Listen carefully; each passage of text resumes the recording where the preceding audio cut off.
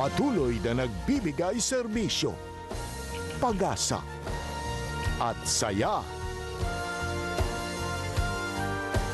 GMA Regional TV, kapuso ng bawat Pilipino.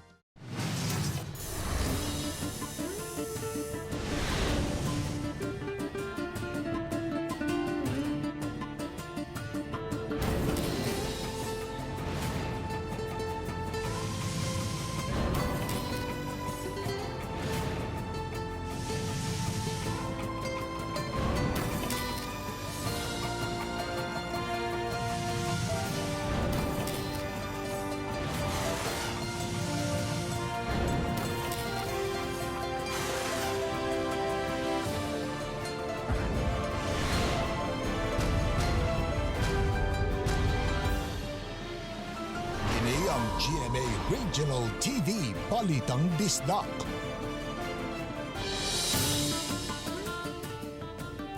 Mayong hapon na kinang inyong GMA Regional TV, Balitang Bisdak.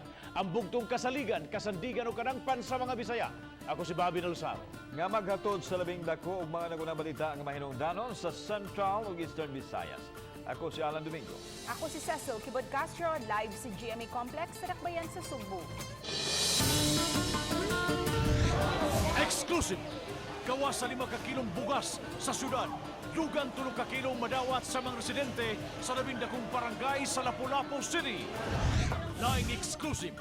Ang bayanihan with social distancing sa mga magsilingan sa Talisay aron makakaon matag-adlaw nunot sa lockdown. Exclusive pa yun! Pasalig sa NFA. Igo pa ang supply karong buwana apan limitado na ang mahatag ngadto sa mga local government units. Atensyon mga motorista sa Cebu City na 40 kph ra ang inyong dagan bisan hawan ang dan ang mulapas sikop. Human sa laing nagpositibo, ani ay barangay nga higpit ang disinfection sa matag mo bisita sa barangay hall. Ani ay idea sa tricycle driver nga magpadayon ang panginabuyan bisan wa na'y pasahero.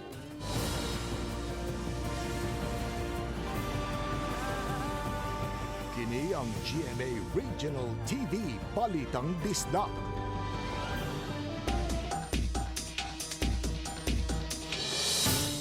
Barangay Basak sa Dakbayan sa Lapu-Lapu, misaad nga matagan gyud og tag 3 ka kilong bugas sumay ang matag pamilya nga sakop sa ilang barangay.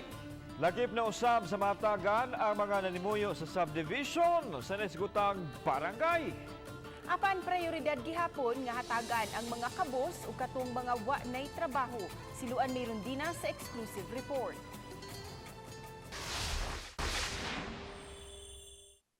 Karong adlawa, nahuman ang City Social Welfare Office sa pag-apod-apod sa unang batch sa tag 5 ka kilong bugas humay matag panimay sa Dakbayan sa Lapu-Lapu. Matod sa OIC, City Social Welfare Office Annabeth Quizon, mag-agad sa ihatag nga lista sa barangay sa gidaghanon sa panimay ang bugas nga ihatag sa Dakbayan. Ang matag barangay na ang gitahasan sa pag-repack niini. Tanan nga barangay naka-claim na mao to katapusan karon ang barangay Basak.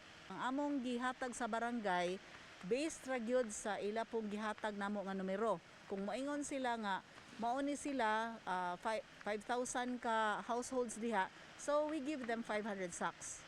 Gipasabot ni Quizon nga tungod sa kakuwang sa supply karon sa bugas humay, hinungdan nga 10,000 pa lang ka sako sa bugas ang ilang napalit o gi-repack nila kini og tag 5 ka kilo aron maapuran ang matag panimay. Gitinguha sa Dakbayan sa Lapu-Lapu nga mahatag gayud ang unang gisaad sa mayor nga tag 1 ka sako sa matag panimay. Apan prioridad ang mga kabos o ang mga nawadan og trabaho nunot sa pagpatuman sa enhanced community quarantine. Ang sulti ni Mayor maybe og naay daghan-daghan 10 kilos na pud ang sunod nga wave. Wa ta kay baw gyud nag-agad gyud mi sa supply.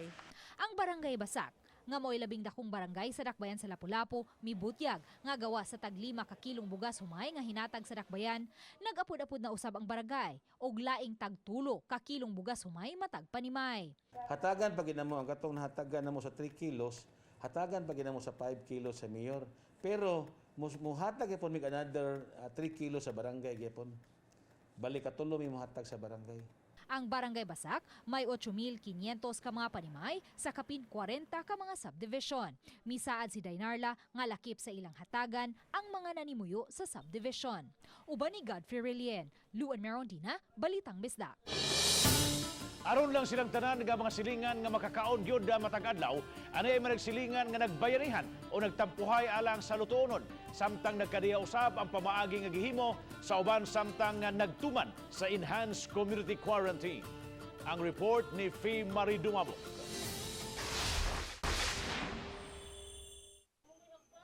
Kining planggana sa iksasagol alang sa sinabuang utan, ang gikabisihan nining inahan kaganiyang udto. Samtang iyang silingan ang nag-andam usab og alang sa ubang igsalagol. Kay gitugan nila nga sukad sa pagpatuman sa quarantine, nagkasabot silang 8 ka pamilyahan nga magtampo-tampo aron masiguro nga makakaon tanan nilang pamilya. Mo nagipangayo nga tos police station kay para ipakaon nga rin. Kinabangay mi. Pila ka balay ni ma'am? Kani murag kani kutob dito yung ano. Oh, bahin-bahin lang. Oh, tangang kamunggay. Sabakag bodblinaw. Nagamot-amot rami para taon mi makasave-save para kuan ang among isig ka silingan, makakaon sa din taon kinsa tong magdag kanon, so mag-share rami. Gitugan sa duha nga matagting kaon mo na gid niyang ilang buhaton. Samtang kining managsilingan usab nga wa nay trabaho sa ilang tukaran nagdula og dama. Gamit ang iglalabay unta nga whiteboard ug taklob sa mga soft drinks. Butas kuan ma'am, paabot sa oras ma'am, palipas sa oras ba? At least nga nay kalingawan sad. At least nara sa tungod kay kay mamura kay boring sa kay kung nalan sa kapirmi sulod sad. Samtang sa panimay sa Baning Inrilin naabtan kining unom ka mga anak nga gihimong lingaw ang pagtan-aw sa mga movie sa telebisyon. Aron lang gyud dili manggawas subay sa 24 oras nga curfew. Matod nila, sila na usabang manghugas sa kinanan ug tabang sa ubang gibuhaton sa sud sa balay. Ano naman dire? Chuchuat. Milo. Manghugas plato. Tanaw TV. Tanaw TV. Paningkamutan sa ilang mga ginikanan nga mabanseng ilang mga anak sa pisikal, intelektual ug espirituhanong aspeto aron mabungahon usab ang home quarantine sa ilang mga anak. Uban ni Cleofer Lumayag, ako si February Dumabok, Balitang Bisdak. Di ikalimod nga daghang panginabuhian yun ang napiktuhan nining pagpatuman sa enhanced community quarantine. Mao ang uban, iyahay na lang og diskarte aron padayong makakwarta taliwa nining maong sitwasyon. Si Nico Serino sa report. Tungod sa pagpatuman sa enhanced community quarantine, apektado ang panginabuhian ni Angeles Nacario, taga-barangay Kabangkalan. Di na siya makapamasahero tungod sa pagsuspend sa public transportation. Apan pabilin siya nga nanginabuhian aron dunay ikapakaon sa pamilya. Ang iyang gibuhat karon mudawat sa pakarga ug pahatod sa mga groceries ug ubang palaliton. Naabta namo siya nga giarkila aron maghatod niini mga galon sa tubig. Isod labi na mga tao maglisod og sakay mag-standby ka sa bahay, maboring man ka. Bit-bit lang niya ang iyang quarantine pass aron padayon nga makabiyahe sa kadalanan. Nag-agad rasab siya sa pag-contact sa iyang mga kaila aron mo deliver ug mukuha sa ilang mga kinumpra. Mituman hinuon siya sa lagda nga di gyud magpasakay og tao sa tricycle. Sila mangumpra, di sila musakay. Ako rin karga sila mga kinumpra. Gaya wag nga makakuha sa tag atong konsumo. Taliwa sa mga panghitabo karon, mapasalamaton siya nga nakakita gihapon og paagi aron dili magutman ang pamilya ug pabilin nga makakaon. Uban ni June Solon, Nico Sereno, Balitang Bisdak. National Food Authority kun NFA7 ipasalig nga adunay igong supply sa bugas dinhi sa Central Visayas karong buwan na. Samtang gilimitahan ang pagbaligya og bugas alang sa mga local government units. Ani ang report. Aduna pay bugas nga magamit sulod nining buwana alang sa mga konsumidor apan limitado lang alang sa mga local government units. Gini aron maapod-apuran ang mga nanginahanglan. Kini ang sulod sa bodega sa National Food Authority kun NFA Region 7, di nato makita doon na pa mga sinakong bugas humay nga igo-igo gyud nga ika-supply sa ato mga kaigsuonan din gipasalig sa NFA nga mulanad pa ni sulod nining buwan sa Abril ug doon na pa mga additional o maabot nga mga supply sa bugas dinhi sa Region 7. Apan nabantayan namo nga hawang ang sulod sa bodega. Dako ang bakanting butanganan nga nagpasabot nga dako kaayo ang panginahanglan. Gipasabot sa Assistant Regional Director sa NFA7 Miguel Dixon nga dunay supply sa bugas gikan sa ubang rehiyon apan medyo malangay tungod sa higpit nga protokol karon. Apan dili angayan mabalaka kay naay maabot pa nga mga supply sa bugas. Since meron naman hong dumating yesterday sa Bohol na 30,000 and another 30,000 hopefully by next week dito sa Cebu coming from NFA San Jose Occidental Mindoro, this will be enough until middle of April. Samtang gilimit sa NFA ang mahatag nga bugas ngadto sa mga LGU.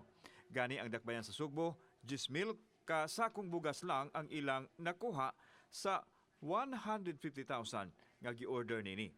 Samtang ang lalawigan Sugbo adunay 15,000 ka sakong bugas nga ilahang nakuha.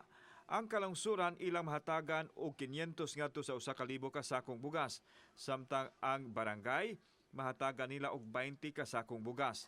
Gigahinan usab nila ang DSWD. Sa ating mga kababayan dito sa Region 7, meron naman hong sapat na bigas ang gobyerno.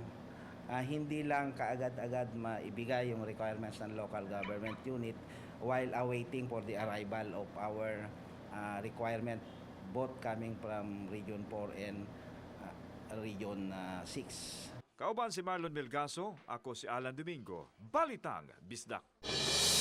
Mga mayor sa unang distrito sa lalawigan sa Sugbo nagtagbo kaganang buntag. Samtang laing mga trabahante ang nadugang sa exemption sa border restriction nga gipatuman nga lockdown sa probinsya sa Sugbo human sa hangyo sa mayor sa Talisay ngadto sa gobernador.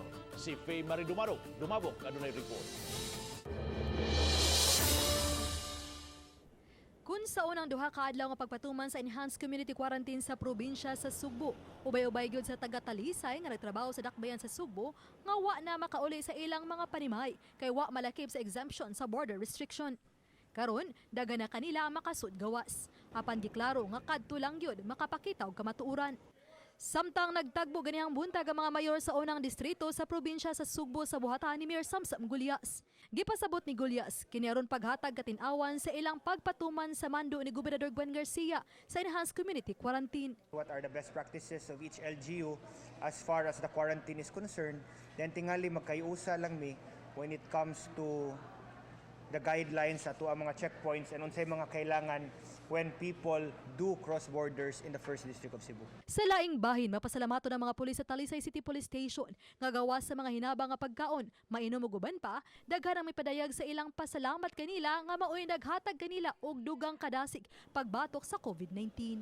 Although I could sense that usahay siguro mag-uol sila because we too have families and we also worry about our families afar. But I told them that wa man tayo mahimo because this is our job. Uban ni Cleofer Lumayag, ako si Faye Marie Dumabok, Balitang Bisdak. Atensyon sa mga kusog mo pandagan sa sakinan, gidili na kini. Dili sa dakbayan sa Sugbo kay 40 km per hour lang ang maximum nga speed limit. Ano ang report?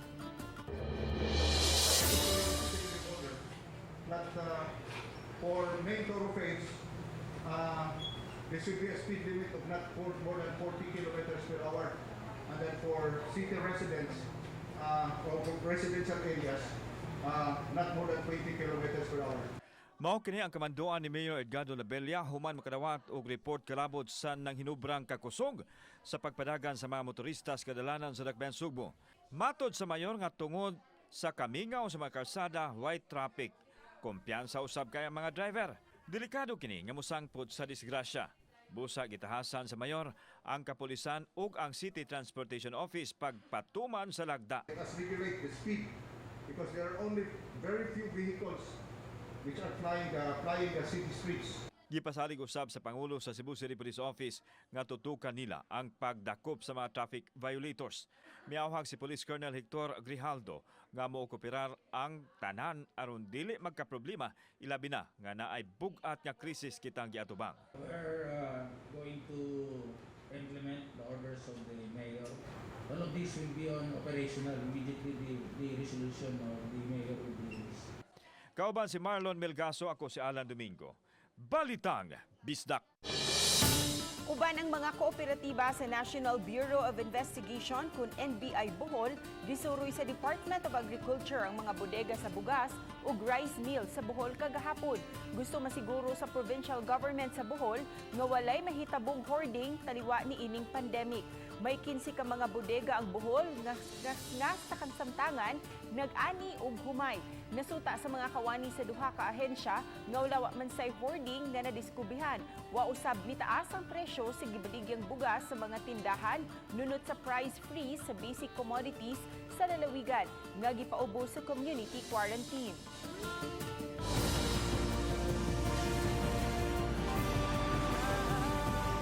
Kini ang GMA Regional TV Balitang Bisdak.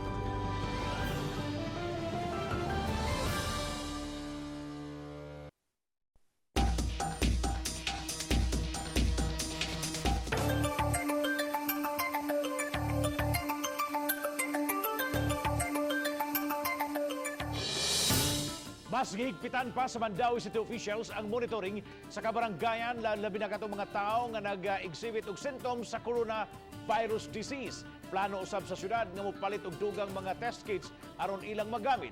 Si Nico Sirino adunay live report. Nico?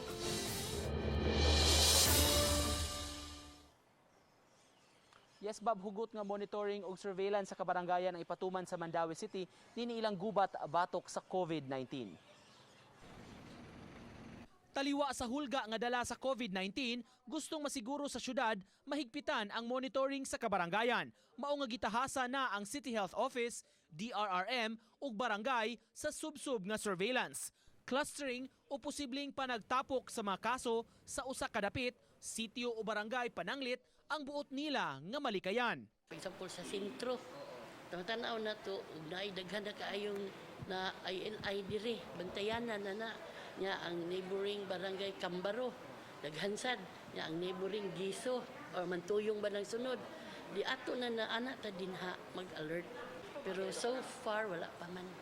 Gihanay na ang plano sa Mandawi ugaling mudaghan ang kaso. Sa mga mild lang, sagad home quarantine ra kini. Samtang giandam ang Mandawi City Hospital alang sa mga pasyente nga dunay moderate cases. Gipreparar ng daan ang ospital ug ilang mga pasilidad kung ugaling mudaghan ang kaso. Samtang alang sa mga severe o grabe ang kaso, itugyan nila kini sa Eversley Hospital o bakaha sa Vicente Soto. ILI for moderate. Kung severe, naglisod na ginhawa, kaya ang ventilator, adto na sa either Vicente Soto, kung maka-afford sa private, adto sa private. Ang syudad nakadawat na sab og limitado kaayo nga test kits gikan sa DOH. Apan gusto nila mupalit og dugang paniini aron magamit sa testing. Nagplano ta mo palit pero ato usang i-coordinate sa DOH aron katog yung DOH approve. Katog yung in dire need. Dili kay i-request kay gusto siya nagduda dili ra. Samtang karong hapon, Bob, doon na update ang Department of Health Central Visayas sa mga kumpirmadong kaso sa COVID-19 dinhi sa rehiyon. Kung sa miaging duha ka adlaw, Bob, wala na punan ug nagpabilin nga 30 ang confirmed cases sa Central Visayas. Karong adlaw gipahibaw sa DOH nga tulo ka mga kumpirmadong kaso ang napuno. Ang usa niini sa Cebu City, ang usa sa Mandawi City, samtang ang ikatulong kumpirmadong kaso karong adlaw gikan sa lungsod sa Konsolasyon. Hinabi nato kaganiha pinaagi sa phone patch si Konsolasyon Mayor Joannes Aligado nga may kumpirmar sab sa maong balita. Matud sa mayor, lalaki ni siya in his 50s, kining si pasyente gikan sa ilang lungsod nga nakumpirmar nga positibo sa COVID-19. Giyong dunay travel history kining maong lalaki sa Middle East, partikular na sa Dubai. Kuyog ang iyang asawa. Apan ang asawa asymptomatic ni Shabab, ang lalaki ra matud pa ang mi-exhibit og symptoms sa sakit. Mihimon hinuon unta kining maong pamilya kining magtiayon og home quarantine gikan sa ilang travel abroad. Apan gikatahong sa 7th day, ikapito nga adlaw sa ilang home quarantine, misugod na og exhibit og symptoms kining maong lalaki, gihilantan ni siya og medyo naluya ang lawas. Kagahapon, Bob, na napakuhaan gid ni siya og swab sample sa mga health officials o gipadala dito sa Vicente Soto kundiin karong adlaw lang na kumpirmar nga COVID gyud ang mitakboy sa maong pasyente. Gumikan ni mong hitabo miauhag ang mayor sa iya makatagilungsod nga magmatngon o padayon gyud nga moobserbar sa tanan nga mga lakang nga gimando sa gobyerno aron kalikayan kining maong sakit. Gipahibaw na sab ang kadagkuan sa iyang residence, particular na sa subdivision nga ilang gipuy-an o gikatahong mipatuman na sab sila og lockdown measures kabahin sa ilang lugar aron kalikayan ang pagkatapa sa virus. Atong painaon ang tipik sa pamahayag sa mayor. We have one COVID-19 positive case na rin sa atong lungsod. Ang ngayon, galit kitang tanan, magmatngon, magbantay. Could never be complacent anymore. No? We could not let our guards down. Dili ta pwedeng mura nang ihapon tagwala ng ining mga panahuna. No? Let's take this seriously. This is no joke anymore. No? Pinabuhig na ang nakapaya ng ini. Padayong ahawag sa mga health officials bab sa katawhan nga kung makasinati ganing mga simptomas mopahibaw dayon sa mga doktor aron nga masuta dayon o posibleng makuha og swab samples ang ilang gipamati bab. Nick, dali raman lagi ito sa konsultasyon. One day naman. Unya kang urine anong it will take 7 days pa man before mahibawan. Kana pa atong gikumpirmar bab na hibong ganita kay sa interview nato ni Mayor Alegado matud niya kagahapon ra ning maong pasyente na aghat nga magpakuha gyud og swab samples bab kumikan kay mas miluya pa kuno ang lawas ni ini maong pasyente na kugang ganita paghibaw nga usa ka adlaw ra di ay una nga nigawas ang resulta. Kini pa bab ang ato ikumpirmar sa kadagkuan sa Vicente Soto Subnational Laboratory kung unsa gyud kadugay ang proseso nila pag-release sa results ni ining mga swab samples nga gisumiter ngadto kanila. Thank you so much, Nico Serino, sa imong live report. Takbayan sa Lapu-Lapu human, may usa ka molupyo sa barangay Basak nagpositibo sa COVID-19. Mipatuman sa masigpit nga disinfection sa matag tao sa kinan nga mosulod sa compound sa barangay hall. Si Luan Merondila sa exclusive report.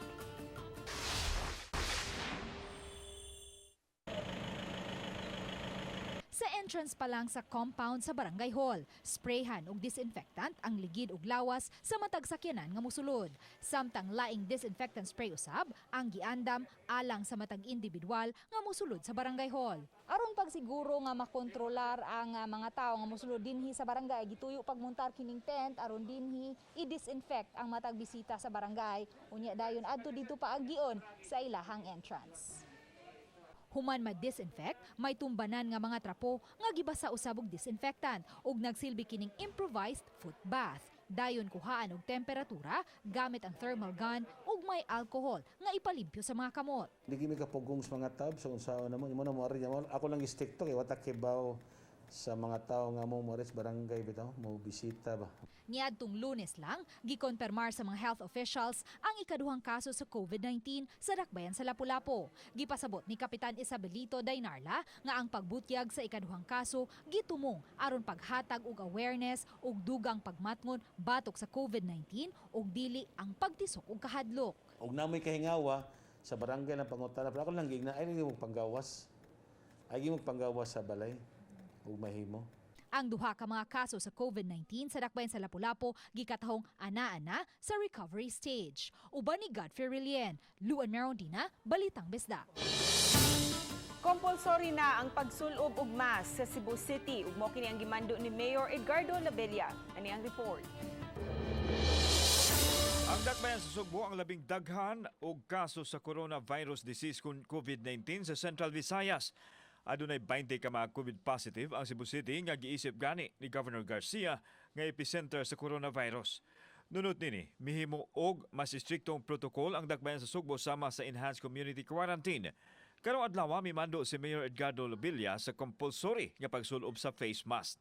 Ang dili mosunod si tahon sa kapulisan. Immediately.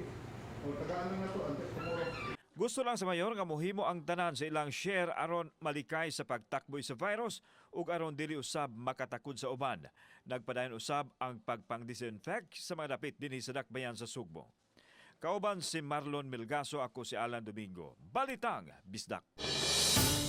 Mga kapuso, kung grabe ang atong pag-amping nga malikay sa COVID-19, unsa na lamang kaha ang mga frontliners sama sa mga doktor o mga nurses, labi na ang kakuwangan usab sa ilang personal protective equipment. Atong paminaon kining mga sentimento sa usa ka Sugbuanon nga nurse nga atua karon sa Milan, Italy, din libuan ang nangamatay. Ang iyang kasinatian nagpakita lamang sa matuod nga sitwasyon karon sa naa sa gubat nga kontra nato nga dili makita. Ayun, umiyak pala ako kasi we just knew it yesterday na namatay yung isang kasama namin. 2 weeks siyang yung nasa ward siya, nasa reparto namin. And then all of a sudden, nagka-febre siya and she was intubated. Then, ayun, wala na siya kahapon, kaya ngayon masasabi ko lang, hindi ko alam, lumalaban kami. There's no turning back anymore because we are already contaminated. We just hope that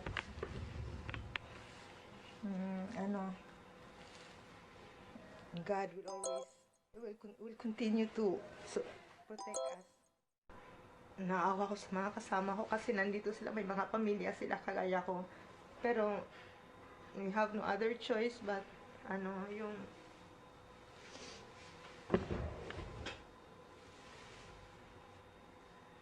wala, nandito kami. Mahirap. Bahala na lang ang Panginoon sa amin. Lahat kami, nag-ipon-ipon kami ng lakas kasi if we're not going to do this, if we are turning our back from all these patients, I'm sure magkukrola yung sanita. Kasi ito ganon kasi yun pag ang hospital ay, pag nalalaman ng ibang hospital na isang hospital ay hindi na, yung parang wala ng mga nagtatrabaho na mga nurses, doctors, and those who are part of the sanitation, sigurado pag nakita nila yung hospital na wala ng mga nagtatrabaho, sigurado sila din, they will ask themselves, why are we putting ourselves into risk? Kumaga, magkukrola talaga ang sanita, lahat mapapabayaan, lahat mamamatay, kumbaga kung ganun, kasi sino magkukura sa kanila, di ba? Hindi ko alam, kaya mahirap. It's our choice, ganun, mahirap talaga. Kumbaga, nandito kami, we are not I'm not pretending too much na meron kami lahat ng mga gears or whatever. We are utilizing, we are reusing what is available. Kagaya nito, we have, let's say, hindi naman kasi to siya, we can't guarantee a full protection, no, from what we are wearing. Of you, we will be changing the gowns and the mask, but I don't know what else could be, what kind of protective covering we need to that will delimit us from getting or contained us from getting sick. Basta gano'n na lang, mag-umpisa na ako, ano ko na lang, ha? Saka i-pray nyo na lang po kami. Ganun na lang.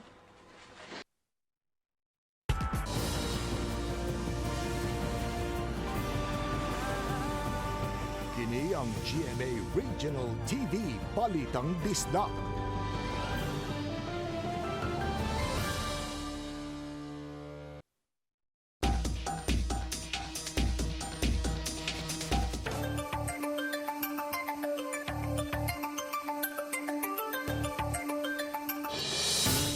Lokal nga gagamanan sa dakban sa Lapu-Lapu, mitunol ginabang nga sa pamilya ni Roy Dildig o mas na ilang sa pangang Yuri Richard. Ila usab nga gidisinfect ang entero bay sod sa usa ka subdivision sa maong dakbayan. Siluan Mirondina sa report. Subay sa preventive measures sa dakbayan, sa yuganihang buntag, gidisinfect sa taga-City Disaster Risk Reduction and Management Office ang panimay ni Yuri. Gipasabot ni Mayor Jonard Ahong Chan nga isip protocol, gipaubos usab nila sa home quarantine ang inahan, igsuon og mga pagumangko ni Yuri, samtang gipaabot pa ang resulta sa test. Ang dito sa area, ato nang gi-disinfect to ana dito ang atong DRMO, nag-disinfect na sa maong area. Kanya, totally, pasalamat mi because the family is very cooperative na they will stay at home. Gipangunayan sa mayor ang pagtunol og hinabang ngadto sa nailong pamilya ni Yuri. Provide na to sila og food, no? And ato naman na adto kagabi, dunay 1-year-old baby kinahanglan og gatas. So kita sad ato sang supplyan og gatas while nag-undergo sila og quarantine. Misaad usab ang mayor, pinaagi sa City Social Welfare Office nga mahatagan og panginabuhian ang igsuon ni Yuri. Ang 42 anyos nga si Yuri ang mibarog nga breadwinner sa iyang pamilya. Kung unsay profiling, no, atong tan-awon tabangan nato og unsa kay do naman tay daghang social amelioration program sa atong kanang national government agencies, pwede nato sila didto mahatag sa natay cash for work. Uban ni Godfrey Rilien, Luan Merondina, Balitang Bisdak. Mga puso, amo lang ning iklaro statement diri sa local GMA network sa Cebu nga wa pa gyud makonfirmar kung COVID-related ba ang kamatayon ni Yuri, no? Kay although nakuhaan na siya og swab sample kagahapon sa usa sa mga local hospital, diin siya mitaliwan kay nakulaps although doon ay report nga doon na siya gipamati earlier, similar to COVID symptoms, pero miingon ang taga Vicente Soto nga mga pipila ka adlaw pa ang huwaton usa mugawas ang resulta. So dili pa gyud to konfirmado nga COVID related baka or heart attack or whatever kay dako man sa to si Yuri nga pagkatao. Pero to be sure, dunay mando ang Department of Health nga ipa-cremate si Yuri. So nini mga oras sa gi-cremate siya sa usa sa mga local funeral parlors dinhi sa ato alang sa iya mga fans. Now, as far as GMA is concerned, amo lang ng iklaro, ang status ni Yuri ni adto, talent scout to siya, kuhaon na to siya, og dunay mga special events namo dire. Dili gyud to sa regular employee, unlike before, nga doon na siya show din oy, Singgit Cebu, style nato ni, and in fact, appeal sa diri sa Balitang Bisdak, nga katong house attack, no, nga muhatag og bugas ninyo diha. Base sa among record dire, sa logbook, mga January pa, after Christmas or New Year, nakabisita namo si Yuri dinhi sa istasyon. Dili gyud to siya regular dinhi, bisan ni atong duna sa isyo mo report nanto og dunay mga production dinhi sa Cebu. So wa mi lockdown diri sa GMA ato ning iklaro, dugay nang wa maka-report si Yuri dinhi sa among istasyon. Base sa record, sometime January pa siya dinhi. So amo lang giklaro kay daghang nangutana sa namo na unsa namo da sa GMA. In fact, kaginang buntag sa akong radio program, murag doon na nami gi-bully na midri or gi-discriminate o kamo diha sa GMA, di mo mag-lockdown nga inyong kauban, something like that, no? Nga doon ay kuan sa COVID. Ato lang ning klarohon nga wa to mag-regular report si Yuri dinhi sa GMA complex diri sa Divil. Dugay na kaayo. And moto nga ang Lapu-Lapu City government mihimo dayon og lakang dito sa ilang panimay. So kana mo itong statement diri sa GMA in connection ining kamatayon ni Yuri. Salamat. Samtang quarantine facility sa Dakbayan sa Sugbo gipadali ni Cebu City Mayor Edgardo Labella human makabisita sa Nasyon Dapit. Gipasali ginoon sa nagtrabaho nga mamahimo na kini maggamit sa tunga ning buwan sa Abril. Padayon kini gitrabaho og prefabricated ang mga dapat sa usa ka danang edipisyo. Doon ay gilapdon nga 6,000 square meters ang pasilidad diya sa Lot 27 sa North Reclamation area sa Cebu City. Ang ingon sa atong engineer by Friday barog na ni. Ang ato barog na, no? Karong Friday. Because ang dugay mo guna ni ang foundation, no, and the flooring and everything. Gibarugan sa kadagkuan sa Mandawi City ang mga lagda kabahin sa checkpoints sa border. Gitugtan nga makalusot sa mga checkpoints ug makasud sa syudad ang mga nagtrabaho sa essential services. Sila ang gitugtan nga makalusot-lusot sa control point basta lang makapakita og mga IDs. Gipasabot ni Attorney John Edu Ibanez nga adunay pipila ka kaso nga mohatag sila og konsiderasyon sama sa mga nanginahanglan og serbisyong medikal. Ang pamahayog sa LGU nunot sa nakaunang statement nga may question sa mga lagda sa checkpoints. Hinumduman adunay reciprocity agreement ang Cebu City, Mandawi ug Talisay sa mga exemptions nga mga essential workers nga gitugutan sa checkpoint. Ang ato ang mga gipang limit katong yung non-essential, katong wala gi-exempt sa atong mga executive order, di gito sila pwede maka-cross og borders unless katong mga special cases. Unsa man ning mga special cases, katuning mga for example, adto magpa-check up sa Cebu City kay ang ilahan doktor na adto Cebu City. Kutob na lang karong adlawa ang grace period sa Cebu City alang sa mga dumulupyo nga nagkuha og quarantine pass nga gi-issue sa City Hall. Apan samtang nagpadayon pa ang paghimo og mga passes sa ang Cebu City, matud ni Cebu City Mayor Edgardo Lavilla nga mahimo ng gamiton sa mga residente ang ilang passes gikan sa ilang barangay. Apan yang giklaro nga ang ilang barangay una kutob lang ang mga tao og dili mulapas sa ilang jurisdiksyon sa barangay. Ako naman yung sa tanan. Doon lang inyong mga barangay. Doon lang ninyo. Pili kayo, buhat mo kamoy sa ulong. Nung kumahin mo lang. Daghan kayo sa... Usa ka ESL school sa Barangay Maribago nagben sa Lapu-Lapu gipasirad-an sa mayor human. Gikatahong padayon nag-operate bisan pa man sa pagpatuman sa enhanced community quarantine sa Dakbayan. Siluan meron din sa exclusive report.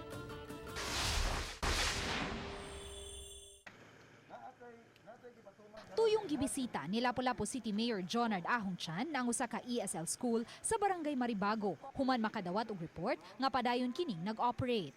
Higpit ang gipatumang seguridad sa tunghaan ug bisan ang mayor gipapaabot og pipila ka minutos sa wala pa tuguting makasulod. Dihang nasulod na, naabtan sa mayor ang kapin sa 400 ka mga magtutudlo sa tunghaan ug mibutyag nga online ang paagi sa ilang pagtudlo. Wala hinoy na abtang mga tinunan. At natay na hinabi usas mga teachers nila nga ang ilahang pagtrabaho by cubicle. So there is no social distancing and as I look at it, there is no face mask. Laing na diskubrihan sa mayor atol sa surprise inspection, mao nga nag-operate ang tunghaan bisan kun wala sila'y business permit. We're operating because we're under Great English and nag-process mi sa permit through PEZA. So the company is under impression. Because you don't have the permit, you cannot operate. You cannot operate. No? Besides, ma'am, if you claim a BPO mo, even if we know you're not because you're catering to students, BPO, though exempted, will still require a special permit from the office of the mayor. So without that permit, you cannot operate. Karong adlawa, gipasirada na sa mayor ang tunghaan. Nabalaka ang academic director sa pagkahunong sa ilang operasyon kay in-house ang tanan nilang magtutudlo. Samtang karong adlawa usab, gipasirhan sa mayor ang usa ka tindahan sa spare parts human maabti sa mayor nga nangabli kini. Atol sa pagpatuman sa enhanced community quarantine, lakip man ang tindahan sa spare parts sa pasirad-an. Uban ni Godfrey Rilien, Luan Merondina, Balitang Bisdak. Mga kapuso, pahimangno lang yan niyantong mga dunay sakyanan bisan nagmotorsiklo nga dili magpatuyang og pakusog bisan hawan kayo ang dalan. Hinumduman nga dili yun mulapas sa 40 kilometros matag oras. Ang mulapas niya na dagku na bagyo in town. Sa ato mga kapuso nga naara sa mga balay, daghan paghihapon kamo og mahimo, ilabi na usab sa atong mga kabataan. Ayo usab kalimti nga kung mugawas sa inyong Pinoy anad, magmas gayud kitang tanan. Dugang pahimangno mga kapuso nga dublihon ang pagmatngon. Dugang pahinumdom sa mga nagduma sa mga barangay nga kinahanglan patas gyud ang inyong paghatag sa mga hinabang. Way pabor-pabor o way politika. Among pasalig mga kapuso nga dili na mo kamubiyaan bisan pa man sa hulga nga atong giatuwang karon. Magpabili ng among serbisyong tinudanay tungod kay ang local news matters. Isip tabang sa mga kliyente nga apektado sa enhanced community quarantine gumikan sa COVID-19, muhatag ang PDIC og relief measures alang sa pagbayad sa mga utang sa nanira nga mga bangko. na miingon usab nga hulug-hulugan ang mga bayad sa mga propiedad nga gipalit sa PDIC. Ang abang sa mga kabtangan nga ubos pagduma sa PDIC, ang relief measures sa magsugod sa Marso, itong Marso 15, karong tuiga hangtod mahuman ang quarantine period. Alang sa dugang information, bisitaha lang ang ilang buhatan. So, Bobby, ako lang po nakikuha ng kaning discrimination no, sa mga frontliners nga nasinati, like sa mga medical practitioners. Ang Cebu City, dunay mga hotels na nga ni-offer alang sa ilahang kanang kadayunan kay to prevent kaning mga harassment, attack o discrimination. And sa ato pong panarbaho, mga reporters, media, being a frontliners, posible sa tama kasi nating mga inanan. So ato lang awhag no, sa publiko nga it's time for support, understanding, and unity nitong panahon na karon kay dili lang ang pipila ka sektor na kitang tanan halos tanan no. Yes. May matudunay calamity na igo nga bagyo og linog kay ang wa maapektuhi pwede pang makahatag og hinabang ngadto sa mga areas nga apektado. Pero kini karon sir practically it's all over no. Tanan ba? So mo atong hangyo nga unta especially kini mga distribution of goods nga dili lang gyud nato ipamuritika no kay pabida pud daghana kayo mga reklamo nga atong adawat. Well, it is true nga dili nato maato ang tanan but sa local level nga kining gitahasan, for example diri sa Cebu City nga ato sa nang ihikling ng mga pamulitika diha no kay grabe kayo ang mayor sige panawagan, ang presidente sige panawagan nga wad-una to na niyat sa local level tuwa dito ang mga tao daghan kay problema. Sakto ka na. Murag magraduhan nato ang mga local leaders, national leaders ni ining ilahang gipangbuhat ning panahon sa pandemic karon mga kapuso. Okay, daghang salamat sa mga kapuso nato apil lang na sa gawas sa nasod nga nakisayon sa mga dagku o mga nag-una'ng balita sa rehiyon. Ako si Alan Domingo. Ugi ka namong tanan dinhi sa Central ug Eastern Visayas. Ako si Cecil Kibod Castro. Ang inyong balita, ang among balita kay matag lokal nga balita mahinungdanon kinang inyong GMA Regional TV Balitang Bisdak, buong puso para sa Pilipino. Ako si Bobby Nalsaro. Bayang hapon mga kapuso.